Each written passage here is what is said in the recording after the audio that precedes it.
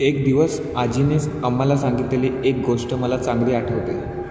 ती अशी की माझे आजोबा त्या काळी कामानिमित्त मुंबईत असायचे. तेव्हा आमचं गावचं घर खूप मोठं होतं, शाळेचे वर्ग भरतील एवढं.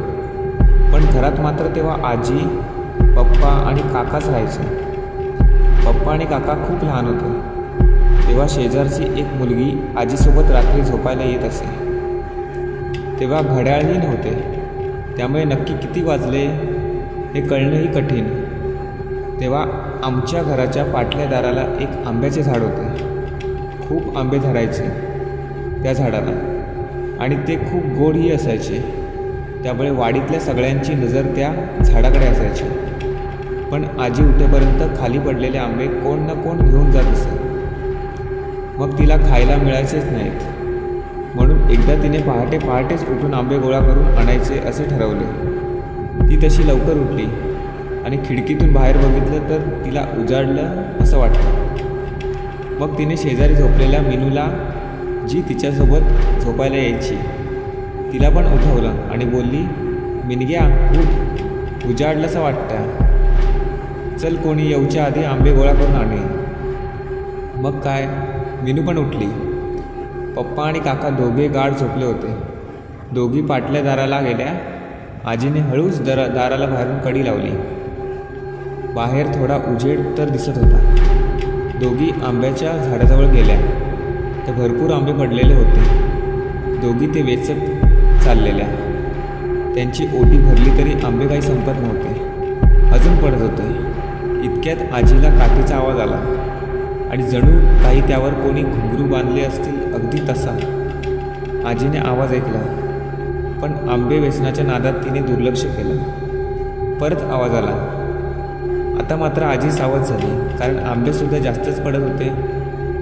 तिने मिनू घाबरेल म्हणून, मिनग्या चल, मॉप झाला आंबे, उद्या येऊया, असे बोलून पाटल्यादाराची कडी काढली आणि दोघे आत आले. तसा तो घुंगरूचा आवाज हळूहळू कमी होत गेला. आजीने आंबे टोपलीत टाकले आणि हातपाय धुवून अंथरुणात झोपली आणि मिनूला म्हणाली, मिनग्या मेल्या, उजाडला नाही अजून. मध्यरात हा चांदणा पडलेला म्हणून उजाडला असं वाटलं. ती त्याची वाट होती आणि आपण त्याच्या वाटेवर आंबे गोळा करीत होतो, म्हणून आंबे पण मॉप पडत होते. नशीब आपला चांगला म्हणून माका सुचला, नाहीतर आपलं काय खरं नव्हता. आमच्या घराच्या पाटल्या दाराच्या आंब्याकडून देवचाराची जाण्याची वाट होती, म्हणजे आताही आहे. आणि त्या दोघी त्याच्या वाटेवरच आंबे गोळा करीत होत्या, त्यामुळे त्याची वाट अडली होती. त्याने 2 वेळा इशारा केला, पण आजीचं नशीब चांगलं की ती दुसऱ्या इशाऱ्यावरच सावध झाली. असं म्हणतात, देवचार हा गावचा राखणदार असतो. हातात घुंगरांची काठी, गुडघ्याभर धोतर, सुडोल शरीर यष्टी आणि डोक्यावर पगडी, या पेहरावात तो मुख्यतः आढळतो. काही वेळेला सरपटणाऱ्या प्राण्यांच्या स्वरूपातही त्याचे दर्शन होते, असे म्हटले जाते. कोकणातल्या प्रत्येक गावात एक महापुरुष आणि एक ग्रामदेवतेचे मंदिर असतेच.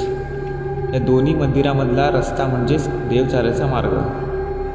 गावाच्या एका वेशीपासून दुसऱ्या वेशीपर्यंत असा याचा एक ठराविक मार्ग असतो. त्या मार्गात कोणी अडथळा आणला अथवा काही चुकीची गोष्ट करण्याचा प्रयत्न केला तर तो त्याला योग्य ती शिक्षा देतो. एखादा वाट चुकला तर त्याला योग्य ती दिशा देण्याचे काम हा देवचार करतो.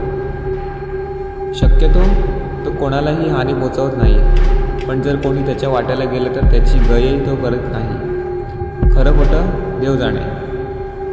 एकदा गावातल्या एका आजोबांनी त्यांनी स्वतः अनुभवलेला एक किस्सा सांगितलेला. तो असा, एकदा ते तालुक्याच्या कामाला दुसऱ्या गावात गेले होते. तेव्हा त्यांना तिथून परत येताना खूप उशीर झाला होता, म्हणजे अगदी रात्रच झाली. त्यांची शेवटची एसटी पण चुकली. मग काय, चालत जाण्याशिवाय त्यांना पर्यायच नव्हता. आमचे गाव पण तिथून 7-8 किलोमीटरवर असेल. त्या काळी रस्त्यावर लाईट नसायच्या, त्यामुळे रस्त्यावरून चालताना अंधार गुडूप असायचा. पण आजोबा खूपच धीरिष्ट. अर्ध्या रस्त्यापर्यंत कोण ना कोण त्यांच्यासोबत होतं. पण नंतर पुढे फाटा लागला आणि तिथे एक रस्ता दुसऱ्या गावाकडे आणि एक रस्ता आमच्या गावाकडे जात होता. आता मात्र आजोबा पुढे एकटेच जाणार होते. त्या फाट्यापासून थोडे अंतर चालत असताना त्यांना अचानक पावलांचा आवाज आला. जणू काही कोणतरी त्यांचा पाठलाग करत आहे. पण आजोबा त्या आवाजाकडे लक्ष न देता चालतच होते. त्यांना थोडाफार अंदाज आला होता की घर यायला अजून वेळ आहे. एव्हाना मध्यरात्रीही झाली होती. त्यांनी मुख्य रस्ता सोडला आणि ते पायवाटेला लागले. ती वाट माळावरून घराकडे जाणारी जवळची वाट होती. ते कुठेही न थांबता झरझर चालत होते. पण मध्येच ते वाट चुकले. कशी हे त्यांना पण नाही समजले. ते परत परत फिरून त्याच जागेवर येत होते. बहुतेक त्यांना चकवा लागला होता. आजोबांना काहीच कळत नव्हते. मग त्यांनी कुलदेवतेला साकडं घातलं. तेवढ्यात त्यांना अचानक एक उंच धिप्पाड माणूस भेटला आणि त्याने तुम्ही इथे कसे वगैरे प्रश्न विचारले. तेव्हा आजोबांनी त्या माणसांना सगळी हकीकत सांगितली. तेव्हा त्या माणसाने आजोबांना बोलता बोलता कधी त्यांना घराजवळ सोडले हे आजोबांना कळलंच नाही. आजोबा पण समोर घर बघून खुश झाले आणि ते त्या माणसाला काही बोलणार इतक्यात तो माणूस त्या जागेवर नव्हता. म्हणजे अचानक गायब झाला. आजोबा थोडे गोंधळले आणि घरापर्यंत पोहोचल्याबद्दल त्यांनी कुलदेवताचे आभार मानले. पण तो माणूस कोण होता हे मात्र आजपर्यंत एक रहस्यच आहे.